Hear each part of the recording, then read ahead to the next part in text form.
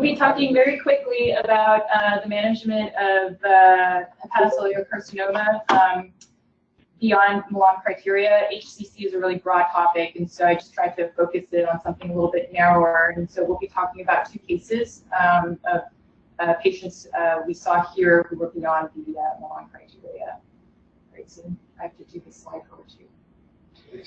So very briefly, the Milan criteria were introduced by Dr. Mazzaferro in a landmark study of 48 patients in 1996. These criteria were developed in adults with small tumors and underlying cirrhotic liver disease. And the criteria were found to improve recurrence-free survival after liver transplant in adults with HCC from 30% to 75% at 4 years. This is important because these criteria have been adopted by the Organ Procurement and Transplantation Network, and patients within these criteria can automatically earn exception MEL points to accelerate their path to transplantation. So very briefly, the criteria are single tumor up to 5 centimeters or up to 3 tumors, none greater than 3 centimeters, no vascular invasion, and no extrahepatic spread. So in our first case, this is a 59-year-old gentleman who presented to his PCP with abdominal pain and had a workup including imaging that was notable for a large liver mass and some nodularity of the liver, which prompted additional testing and resulted in a diagnosis of chronic hep B infection, for which he was started on entecavir. The MRI demonstrated a large 8.2 centimeter central mass that had some arterial enhancement, but was predominantly hypovascular and not entirely consistent with HCC, but possible cholangiocarcinoma or even a biphenotypic HCC. His AFP at the time wait, Susie, stop. Hold on, can you hear me? So let's call on someone and talk about if they would agree to do the biopsy at that time. Is the OHSU team there, Lauren or Victor? Nobody there? How about Duke, John Creasy? Yeah, I think with AFP of over 100,000 and that CT finding, we wouldn't have to get any further biopsy. So, Susie, can you talk about what was the rationale behind the biopsy? Were you thinking that if it showed something else like an adenocarcinoma, then you are cholangiocarcinoma, that then you would change your plan? Yes. So the this patient was actually before my time, so I wasn't present at the tumor board meeting, but it sounds like because the findings were not entirely consistent with HCC, it was very heterogeneous, and radiographic findings were not, they weren't confident for HCC. This gentleman also didn't really have background cirrhosis, so that was the rationale for the biopsy, because I think that we can talk about his path going forward, but this gentleman was not somebody that was an upfront resection candidate. So okay, and so the teaching point there, though, is if there's either risk factors for Hep C, for HCC, such as hepatitis B in this patient, or if a patient has cirrhosis and we see an enhancing mass and a sky-high AFP, then normally we do not need a biopsy, but I understand that it was done. Correct. Okay. Also, it's important to note that in Hep B, depending upon where you are in the country, so there's a lot more Hep B in maybe eastern seaboard, New York and California. We don't see too much of it in Pittsburgh just because of the population, but that often can lead to large HCC tumors without background cirrhosis, whereas usually with Hep C or alcohol, we tend to see the progression to cirrhosis and then large HCC. So that's really important because whether they're resectable or not. Oh, okay, so no evidence of spread. Are you going to show us the imaging on the next slide? I have a couple of representative slides. So it didn't look like he had any extrahepatic spread, but there was some concern for tethering and potential invasion of the hepatic flexure. His MELD at the time was 8, and he had normal LFTs. So he had a couple of slides from his MRI here just to demonstrate this very large and heterogeneous tumor. So are your slides not advancing? Susie, could you do that on your laptop? Oh, sorry. Instead of on the, Here we go. You can just show your, I like that. So clearly this patient was out of Milan criteria, and with a native MELD of only 8, he was not going to be transplanted anytime soon. And he was not going to... Okay, wait, stop. Don't tell us what you did. We got to call on people to see what they want to do. Anybody here from Virginia Mason besides Dr. Al-Sadi? How about any of the team from Toronto?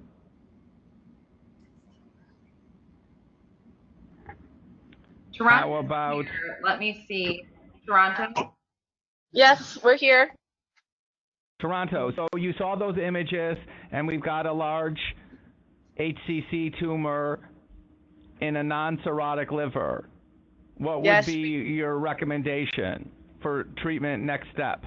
Resection or other therapy? You know, as long as, platelets and INR and they truly are a child's A, we would proceed with resection. Okay. And what about that colon that looks tethered to the liver? Yep. Yeah, if we need to, if there's no plane, then we would resect part of it, but that wouldn't stop us from going forward with liver resection. Okay, and bowel prep or no bowel prep pre-op? We probably would not bowel prep them. Okay. Susie, go ahead. What did you do next? So there was some concern that he had some surface nodularity, but there was no evidence of portal hypertension. The decision was made to proceed initially with local regional therapy and see if we could get the tumor any smaller. It didn't look like it was involving the portal structures. I believe the middle hepatic vein was potentially obliterated. But the decision was initially made for potential radioembolization, but when he underwent mapping, he was found to have some significant pulmonary shunting with a pulmonary fraction of 25%. And so he underwent chemoembolization. And after his first... Susie, what drugs did you use for chemoembolization? It was doxorubicin. Uh-huh. And were you surprised by that degree of hepatopulmonary shunting in the setting of what looked like a non-cirrhotic liver and no portal hypertension? I don't know. I think it was unexpected because he didn't have any clinical signs. But I don't know that this was really a secondary to liver disease. For the other fellows, if your program doesn't do a lot of yttrium-90, that's an important point. Let me see. What's a normal lung shunt fraction? Who can we call on here? Who's here from Stanford? Anyone besides Dr. Visser? Our fellow is going to be here just a couple minutes, but just me and Dr. Dua at the moment and our research fellows. Okay, we'll give you guys a pass. How about from Hopkins, Dr. Beckman?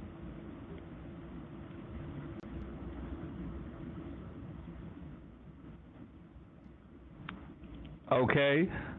Is there any fellow who wants to talk about what a normal lung shunt fraction is and what we accept as a cutoff to allow Y90 to proceed?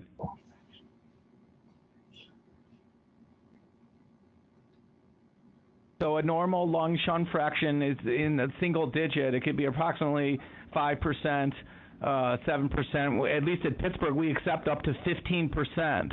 And if the shunt fraction is above that, 20, 22 in this case, I think she said it was 35 or 36%, that's quite high. And the risk is that the radiation yttrium-90 beads will shunt around the liver to the lung, and you could get potentially irreversible or lethal radiation-induced pneumonitis. So that's why they have to pass the shunt study, which is also called an angiospec scan. It's about a 4-hour procedure that is invasive with an angiogram and radioisotope injection and then nuclear medicine imaging, but it's important and standard of care for anyone in IR considering that to do the shunt fraction. So if they're under 15%, at least in Pittsburgh, we consider that a pass. In this case, it's a flunk. If they're close on flunking and the shunt fraction 17, 18%, sometimes you can find they can embolize, and they can go in and see collateral and embolize it and lower the shunt fraction. But in our experience, I can only remember that happening once or twice, and most of the time if they flunk it, then we don't proceed with Y90 and we will resort to other regional liver therapy as Susie's team did. Okay, Susie, what happened next? Can I add one other thing quickly about it's Brendan here, about the preoperative or the initial planning. My hunch is this AFP of 100,000 plus was part of the let's test the waters with regional therapy first. That's a high AFP, and those patients obviously do have a higher risk recurrence. So, I wasn't there, obviously, as it sounds like neither was Susie, but that probably nudged people as well. It would be my hunch. Yeah, that's a good point, Brendan. So, David, I was going to ask, I think, an excellent point, because the question to Dr. Lee is why go down the path of downstaging and eventual transplant versus resection in a patient with no background cirrhosis, unless you're basically kind of, as Dr. Visner pointed out, kind of uncomfortable with a very high AFP and wondering if this is just the tip of the iceberg. So I was wondering if you could, I guess, trying to kind of figure out when do you choose in somebody that is resectable, why would you go down the path of downstaging? So I think specifically for him, there was some concern for background liver disease, even though he was well compensated with a low MELD and with the no evidence of portal hypertension, but with the large tumor size, the elevated AFP, and I think concern for what his future liver remnant would be. I think those were the factors that drove the decision towards local regional therapy first. Okay, that's good. So keep going, Susie, because I know that you have a bunch to cover. So what happened next? So after his initial case, he actually had growth of his tumor to 10.8 centimeters. But he underwent 2 additional embolizations and had a decrease in the mass somewhat to about 9 centimeters from almost 11, and it was estimated at only 20% viable, and his AFP came down to under 1,000. That's a nice response. He did have a nice response. So then the decision was made to get a biopsy of the background liver and portal pressures to assess the extent of his disease. The biopsy showed some focal nodularity and mild peritotal fibrosis. The stains for the Hep B virus were negative, and his hepatic vein pressure gradient was only 7 millimeters of mercury, normal being less than 10. So the estimated future liver remnant volume with resection of segments 5 and 6 was estimated to be at least 59%. What percent? 59, about 60%. 59, so about 60. So you're going to remove 40% of the liver. Correct. Okay. So you did a large resection. Can you describe that? So they actually did a non-anatomic resection of segments 4 and 5, a little bit of 6, with en bloc cholecystectomy and also right colectomy because of the tethered colon. In the OR, he did have some liver nodularity on visual inspection, but he tolerated the operation pretty well. The path came back with a 10-centimeter HCC with 70% necrosis, so only 30% viable. There was some lymphovascular invasion to the gallbladder wall. However, the colon was free of cancer and the margins were negative. Again, his background liver was normal for chronic HBV and fibrosis. His post-op course was notable for an intra-abdominal abscess and eventually to develop an incisional hernia, which was repaired. However, his oncologic outcome was great. He is up to date 4 years out from resection with no evidence of disease, and his AFPs have been around 2 or less since resection, and he has maintained normal liver function. That's an excellent so I just outcome. wanted to jump in, David. I just wanted to make a quick point here from Dallas. Yeah, sorry to jump in. I just wanted to say that I think a couple of key points of the fellows here is that the use of sort of a neoadjuvant downsizing approach for these tumors, I think, is to, number one, study tumor biology, but number two, to test the liver, right? So I think that one thing is if you're going to do a neoadjuvant approach, you're really looking to see that the patient tolerated this because you're giving the liver a hit to look at how it functions after you've done something to the liver. A couple of points, as Dr. Geller pointed out, you want to look at this shunt fraction, but you also want to remember that if you're using Y90, you actually want to give it more time. You don't want to even look at this patient for 3 months, whereas if you use TACE or doxybeads or something like that's a more embolic phenomenon, you can look a little bit quicker. So, you know, using embolic type of strategy will get you to resection a little bit quicker if you're looking for a quicker downstage. And using Y90, you're doing a radiation lobectomy to allow for contralateral hypertrophy, which you can see over that 3-month period. David, I hope that's correct in the way you think too. Yes. One of the challenges, I think, with Y90, and especially since they resected, it did look like it potentially crossed from 5.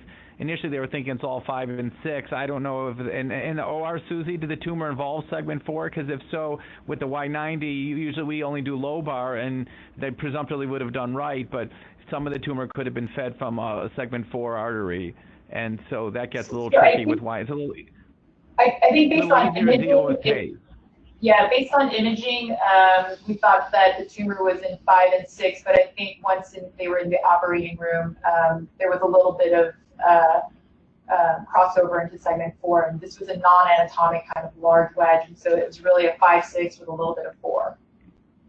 Right. Right. Okay. Very good. Continue. So this was a study.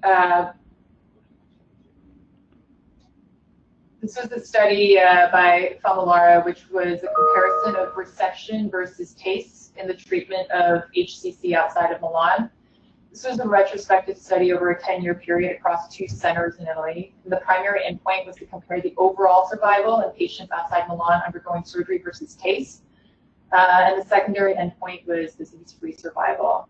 So patients included in the study had to have a new diagnosis, have no previous therapies with a good ECOG score, and patients were excluded if they had any macrovascular tumor invasion, advanced child-abuse class C cirrhosis, or if they were being considered for transplant.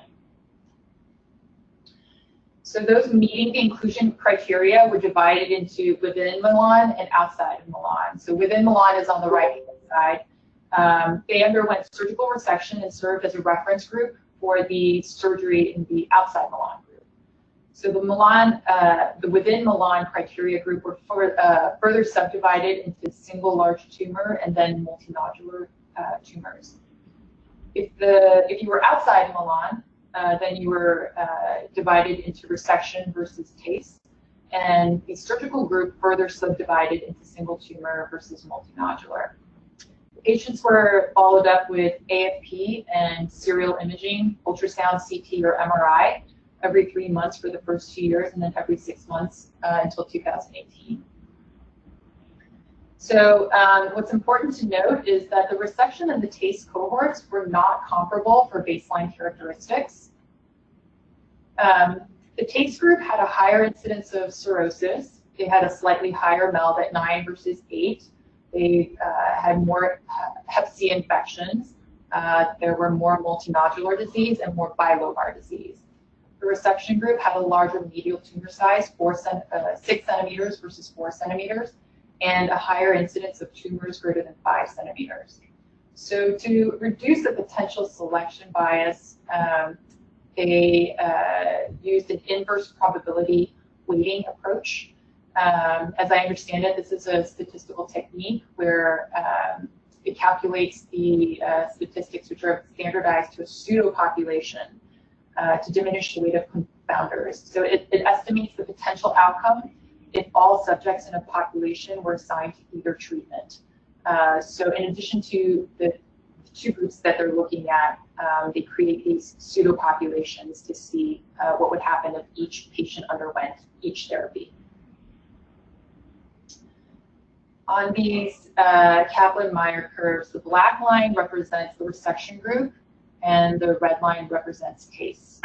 So in the upper left-hand corner, there's graph A, which demonstrates the overall survival before this inverse probability weighting, and B demonstrates disease-free survival before the weighting. And then C and D show overall survival and disease-free survival after the inverse probability weighting. And what it shows is that the overall survival curves, B and C on the left side, they were not significantly different between TASTE and resection. But for disease-free survival, which is the graphs on the right side, resection may have some benefit.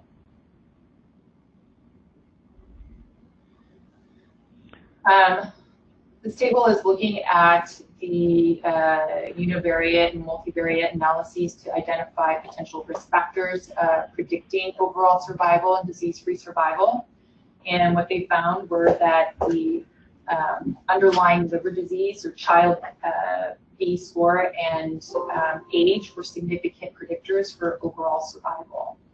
The type of treatment, resection or TASTE, did not significantly affect overall survival.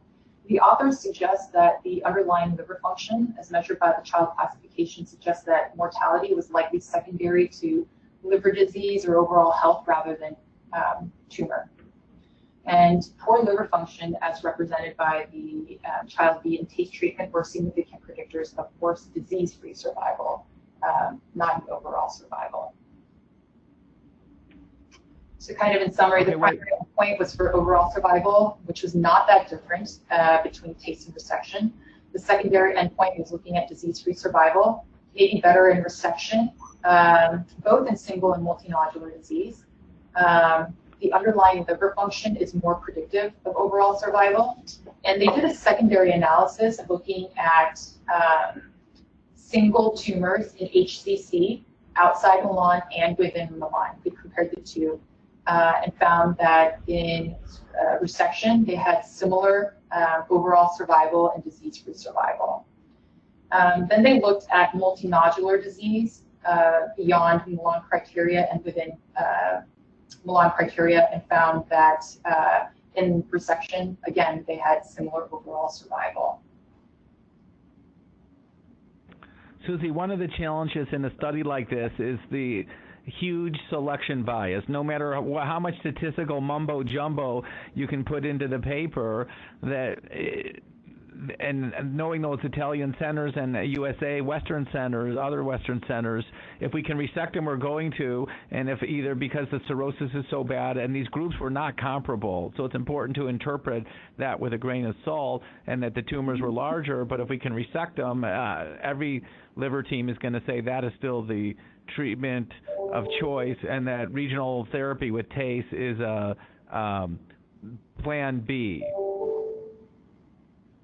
Absolutely, and I think they did address that in the study where they recognized that the selection bias really did favor resection.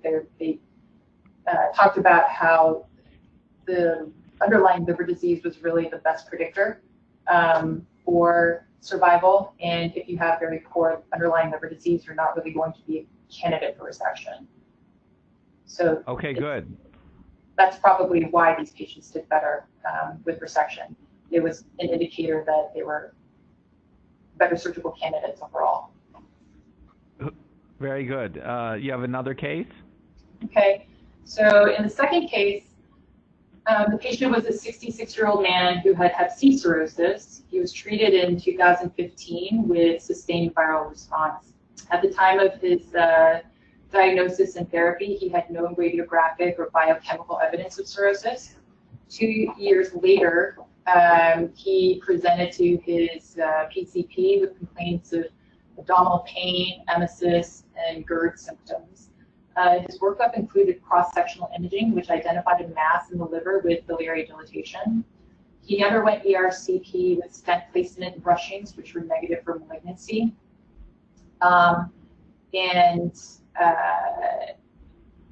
He also had a biopsy. His AFP was essentially negative. It was 2.1. And he also underwent a biopsy, which was compatible with well-differentiated HCC. And his MRI demonstrated an 8.3 centimeter mass in segment 4. He had no evidence of extrahepatic spread, but there was some concern for portal vein involvement. And I'll show you that here. It's hard to really show this with these static images, but here you can see that the bile ducts are really dilated on the left with some atrophy, and the left portal vein is obliterated, and there was some concern for possible involvement of the main portal vein, and the middle hepatic vein was also obliterated, and of note, he had a replaced right hepatic artery. Okay, wait, stop. Go back to the image. Let's call on, is Tim Newhook here from MD Anderson? Any fellows from MD Anderson? How about Mayo? Anybody from Mayo, Patrick or Michael? Oh, okay. Let's see the transplant program. Anybody from Atrium Health? Carolinas Medical Center? Yeah, we are here. Okay, good. We finally, there's a voice. Do you think that this patient is a resection candidate with no cirrhosis? Yeah, they are potentially a resection candidate. We'd probably favor attempting to try and do some downsizing first, given its location. Right. Well, so what is your strategy if you could downsize it? What resection? Because that left lobe looks, the portal veins out, and that's a bag of worms with dilated duct atrophy, somewhat of the left lateral. So you'd have to do an extended left trisectionectomy. Is that what you were thinking? Correct. That was what the discussion was on this end. So preoperative case with planned. It'd be nice to see the Susie. Are there any images showing us the main portal and the takeoff of the right portal? Because we can't see it there. All we see is it's a kind of bird beak taper right in the center. Yeah, no, I'm sorry. I don't have another image. Okay. But I think we're all in agreement it's not operable right now, and so regional liver therapy. Okay, Susie, what happened?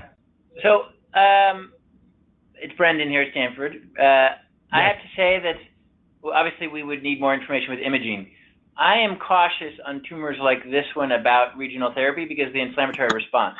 So even if you quote unquote downsize this a little bit, it's not going to pull off of that right pedicle. So you're still relying on the fact that hepatomas, if you go to resection, and I didn't see, obviously I haven't seen all the images, but you're still relying on the fact that hepatomas are generally encapsulated, and therefore you may be able to get right on Gazonian sheath and follow it down. And that can be made more difficult if you opt for local regional therapy first, where you glue that together, and then your ability to basically sort of enucleate this, relying on the encapsulated tumor off of the pedicle of your future liver remnant, is shot. So I think that is something to be cautious about in some cases. Hey, David, it's Clark in Milwaukee. And I would echo that, but I would also say that if you're going to do an extended left, which is a really unusual operation, I mean, I would say most of the fellows probably won't do that this year. The volumetrics might guide whether you want to give local regional therapy as well, because there's certainly some growing literature that go to intra-arterial therapy may help you hypertrophy some of your future remnant liver as well. Right. Susie, we don't see the left portal vein other than it being out. Was it thought to be out from compression, or was there tumor thrombus in that left portal vein? So the imaging just indicated that it was more likely compression. You couldn't, it was just obliterated. So it didn't look like there was actually thrombus within the vein. It was kind of non-visible, I should say. Okay, so are there any other fellows from? Are there any fellows from a transplant program there? Anyone from Toronto? Yes, okay, we're here from Toronto. So, okay, great. Do you think this patient is a transplant candidate right now? Well, by definition, using extended Toronto criteria, if there's no macrovascular invasion and the AFP is less than 1,000 and it's not poorly differentiated, yes, he's eligible for living donor transplant with a live donor. And what if they didn't have a live donor? They would not be eligible for a deceased donor. In Ontario, we use total tumor volume, and it would be 145, so we would have to downstage him before being eligible for a deceased donor. Great. Okay. Susie, so did you proceed with the local regional therapy? Yeah, so he actually was able to get radioembolization, and he had a good response, but there was still some viable tumor, and so he underwent TACE as well. These therapies were over the course of over a year, and in between he had a perforated cholecystitis, got a percoli tube placed for that, and then he also developed a hepatic abscess on the right and got treated with long-term antibiotics and drains for that.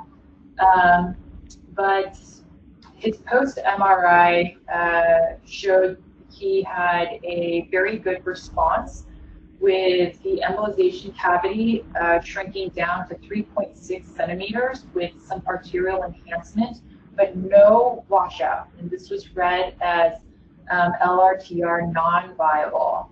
And his left portal vein was visualized, and it was attenuated but patent without evidence of thrombus. So at this point, you thought he might be suitable for listing? Yes. So this is just to show that his abscess was here on the right with a drain. And so he was listed. His native MELD was only 11, but he did get exception points, and he was transplanted. Unfortunately, the explant demonstrated a 10-centimeter lesion in segment 4 with an estimated 70% viable tumor, as well as several smaller satellite lesions, all sub-centimeter in segment 4. You can see the background liver was normal. There was one lymph node with the specimen, which was negative for malignancy. He was quite debilitated, as you can imagine, after that preoperative course, and it took him 12 days to get out of the hospital to go to a SNF. He had multiple readmissions for various reasons, including fatigue, weakness, diarrhea, anorexia, rejection, pain. And at his 6-month mark, he was readmitted, again, for altered mental status and severe tremors. And while he was in-house, we decided to get his surveillance scan. Our protocol is for surveillance scan at 6 months. However, we usually get an MRI, but he was unable to get an MRI because of his tremors, and so he got a triple-phase liver CT, which unfortunately was notable for a large heterogeneous lymph node in the porta with enhancement and washout, which was concerning for metastatic HCC. This was confirmed on EUS FNA. So he has been started on sorafenib with plans to undergo stereotactic radiation therapy as well. There's the offending lymph node. So a brief note on UNO's policy for downstaging. So for patients outside the Milan criteria, they can be downstage to become eligible for automatic MELD exception points, but they have to meet pre-treatment criteria. So they can have one lesion that's greater than 5 centimeters, but it must be less than or equal to 8 centimeters. They can have 2 or 3 lesions that meet all of the following. 1 lesion greater than 3 centimeters. Each must be less than 5 centimeters, and the total diameter of all must be equal to or less than 8 centimeters. If you have 4 or 5 lesions, then each must be less than 3 centimeters, and a total diameter of all lesions must still remain under 8 centimeters. And they can't have any vascular invasion. Can I ask a question here? And maybe after this, but the reality is that this landscape has changed so dramatically. And in fact, Dr. Chapman from your institution showed us the map now that is his distribution, his area with the new allocation system and the deprioritization of hepatomas. So it's maybe after you've given us a little bit of data, maybe one of the faculty there or somebody else at a transplant center could comment, a non-Canadian transplant center, can comment on whether or not at present, if this same patient came in tomorrow, you'd actually pursue the same strategy, because I think this is a little bit of an even more difficult reach at present. So can you say that again? I didn't understand completely this question. Given the new UNOS allocation system, yeah, and the more difficult access to livers for patients who are getting downstaged, et cetera, what is that changing the strategy that you had pursued on this historic patient? Yeah, I think it's something differently now. Strategy a lot, and what I don't know is whether we're still early in the allocation change, and that is, you know, as some of the high MELD patients get transplanted, do organs become available for those who are listed with exception points, or is that not so likely to happen?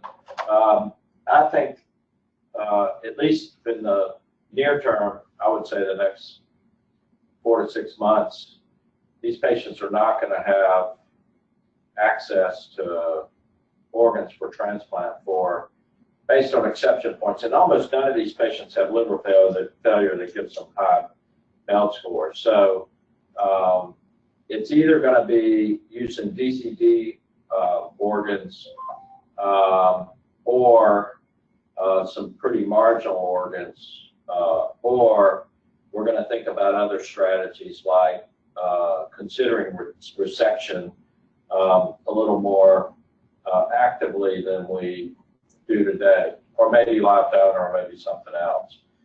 But I think we certainly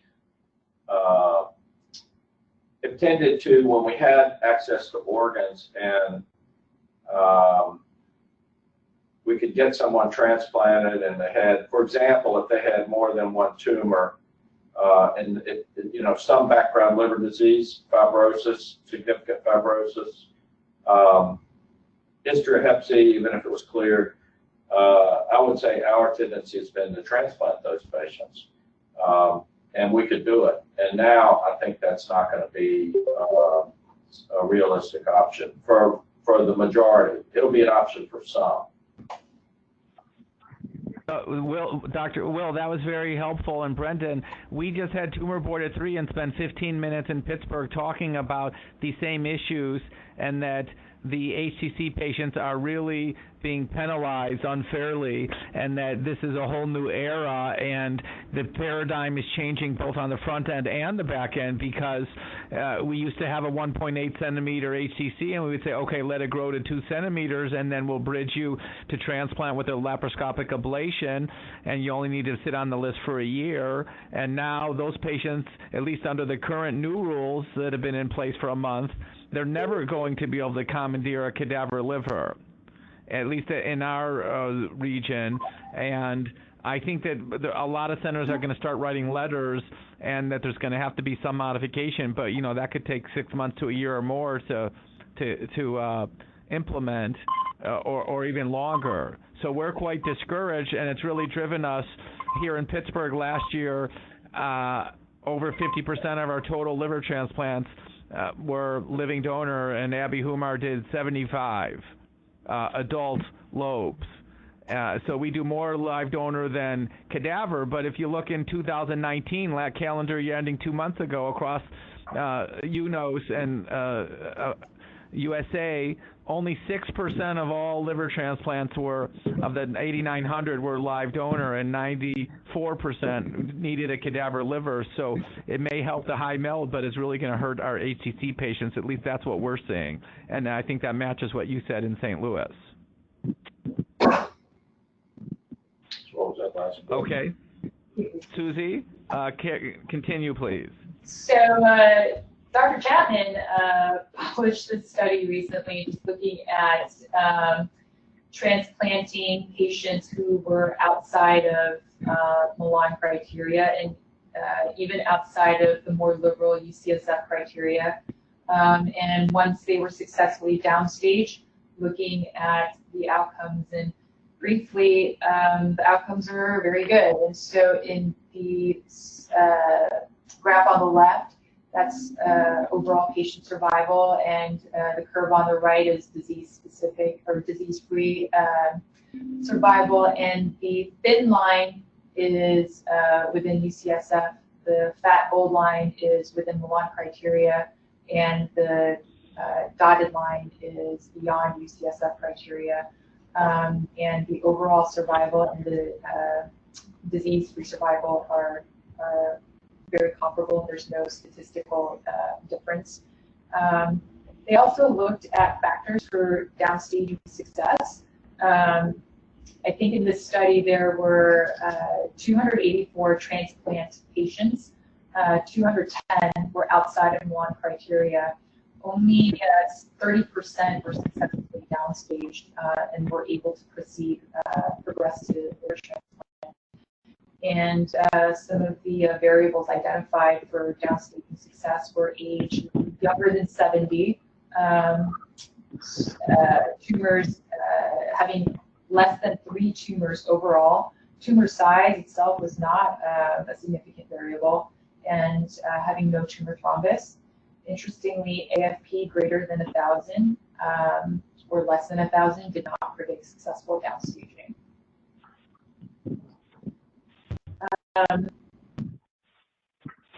So Dr. Montefiore remains very productive, and in 2005... Wait, Susie, hold on for 1 second.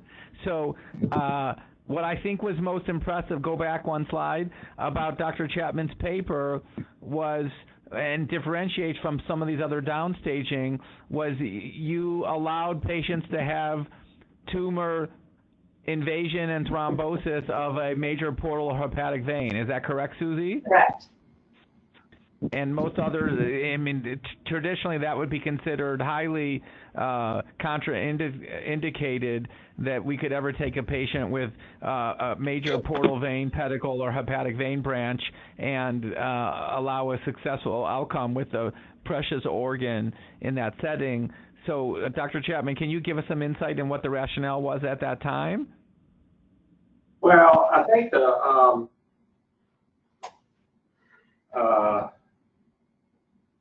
our general experience has been that if you're outside of UCSF, and even if you take that to extreme, those with tumor thrombus, that if you have a longer observation period once they've had treatment, and we required a complete response of any tumor thrombus with at least a 6-month observation period, and usually it was closer to 9, that you would, the idea is we thought we'd pick up extrahepatic disease and or risk of recurrence before they were transplanted. And there've been, no one has large numbers of these patients. They're pretty small numbers in the tumor thrombus, for example. But we're not the only ones to show this. So I think it's a very reasonable consideration. Now, unfortunately, when we went to the national listing practices right now, and I do not understand this, but right now you have to be within UCSF in downstage to have consideration for exception points. In a lot of studies, and we have a number of them that have shown that it really doesn't, UCSF is not a predictor of recurrence if you downstage to within Milan. So I think that's kind of a crazy requirement, but that exists within the National Review Board, and I think that's going to be an obstacle for some patients because they'll downstage and then aren't going to get points. So we'll see how that settles out. So, but the conclusion from this nice Jack's paper was that it didn't matter how advanced the disease was, and as long as there wasn't extrahepatic metastases, if they were successfully downstage from stage 3 to 2 and then transplanted, even what we considered American Liver Tumor Study Group stage 4 with gross vascular invasion, they did just as well as stage 2s as long as they could be downstaged and pass the time test. Is that correct? So the last part was? So as long as they were stage 2 within Milan, yes. This was like a time test. It was a time test. Yes, exactly. Just as well as right. people. Just as well as people who, there was no difference than those who presented within Milan. But, you know, you got to recognize that we only downstage about a third of those within UCSF and about 10% of those beyond UCSF. So it's just a selection tool. I mean, it sounds great in the ones that we are able to downstage and transplant, but the reality is many, many more never make it. And so we're not helping those, but they don't have any other option. It's not like this approach is jeopardizing something else because there's not another option for them. So I think you had 30% who were able to downstage. Right, correct. Okay, very good. Susie, you want to finish up with your Metro ticket paper?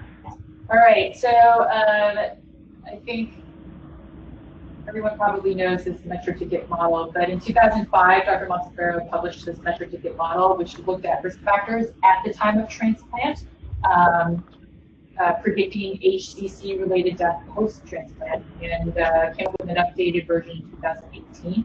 So the variables that they're looking at are AFP, tumor size, and the sum of the tumors.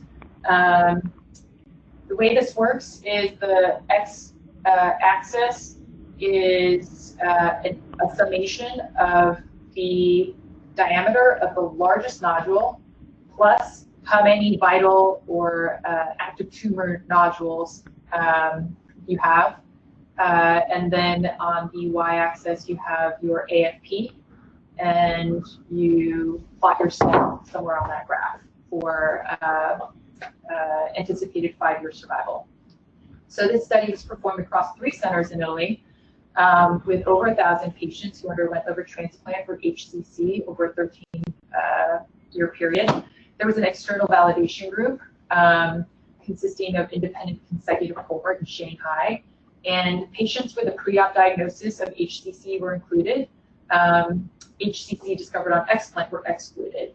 So if you also had known pre-op portal vein thrombus, you were excluded. And there were no restrictions on previous local regional therapy or resection therapies. And 85% of all comers had some sort of neoadjuvant therapy. 88 to 89% were within the T2 stage. And what's important to remember is that all the characters that are plugged into this graph are calculated at the time, essentially at the time of transplant, the last available labs. Another way of looking at it, this graph kind of identifies 3 tiers of a combination of HCC morphology, again, the largest vital tumor size and the number of vital tumor nodules, and AFP. for a 5-year HCC-related death and overall mortality of 30%.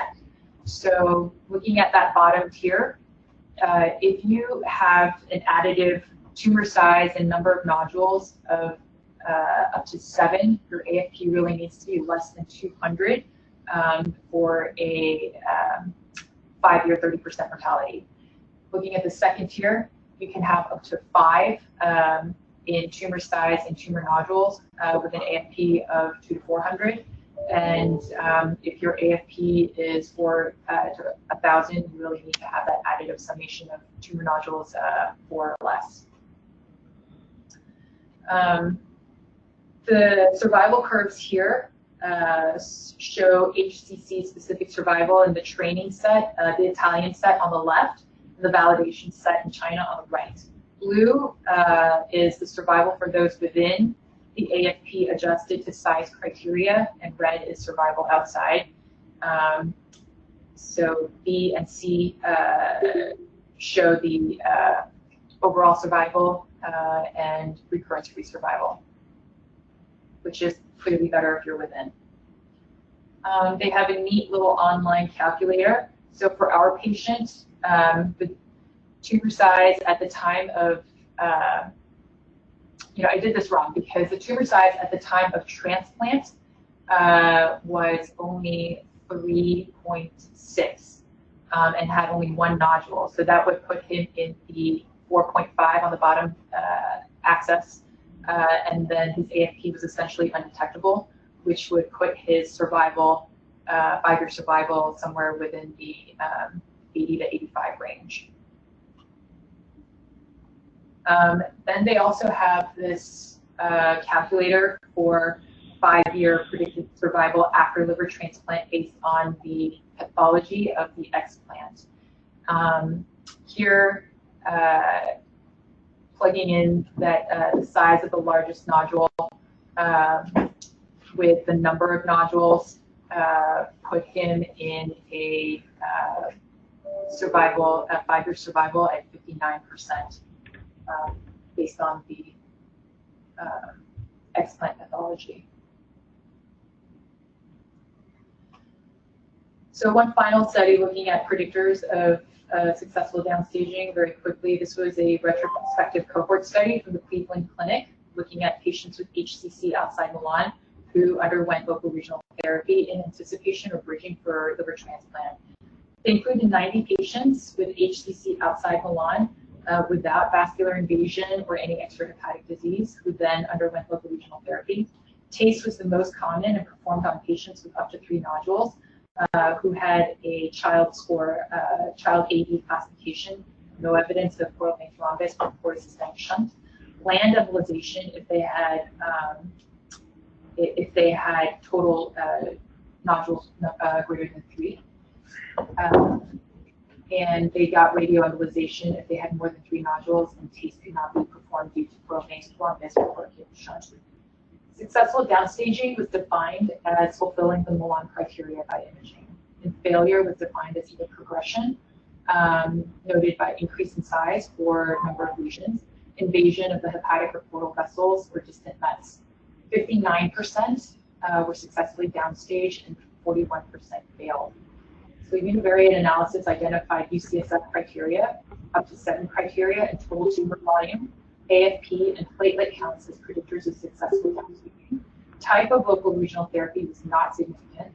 And then multivariate analysis, only the tumor total volume was a significant variable. The total tumor volume incorporated both the number and size of tumors. So it's kind of like that summation on the Mazzapero model.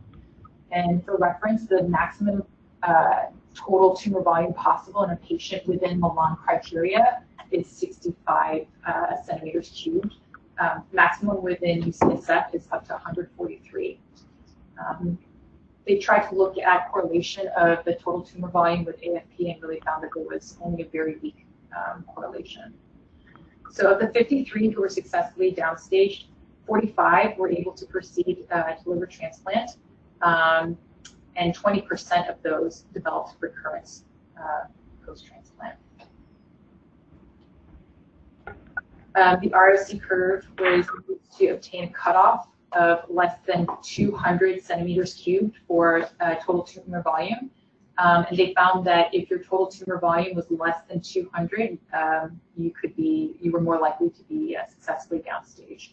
For every 1 centimeter cube increase in the total tumor volume, the odds of successful downstaging decreased by 2%. Susie, we better stop you there just so we don't run over. Thank you so much for your preparation and presentation, and thank you, Dr. Geller, for moderating and bringing out some really excellent controversial points.